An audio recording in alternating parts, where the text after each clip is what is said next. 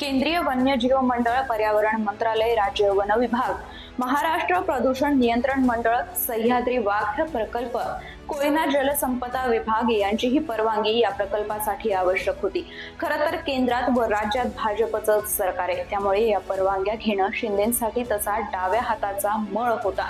पण जलद गतीनं कारभार करत असल्याचं दाखवण्यासाठी त्यांनी सर्व नियम धाब्यावर बसवून थेट कंत्राट वाटून टाकले व कामही सुरू केलं। आपलं मुख्यमंत्रीपद औट घटकेचं असल्याची कदाचित जाणीव झाल्यानं शिंदे यांनी ही घाई केल्याचं बोललं जातं। पण हे प्रकरण अंगलट येण्याची शक्यता दिसताच या प्रकल्पाला स्थगिती देण्याची वेळ आली आहे। राज्याचे वनमंत्री गणेश नाईक यांच्या आदेशानुसार मुख्य वनरक्षकांनी या कामाला स्थगिती आदेश काढले आहेत। गणेश नाईक व एकनाथ शिंदे यांचं ठाणे नवी मुंबईत पॉलिटिकल वॉर सुरू असतं। नाईक हे भाजपात आहेत। कॅबिनेट मंत्रीपद मिळाल्यापासून नाईकांनी शिंदेंच्या बालेकिल्ल्यात म्हणजेच ठाण्यात भाजपचे मेळावे, जनता दरबार घ्यायला सुरुवात केली आहे।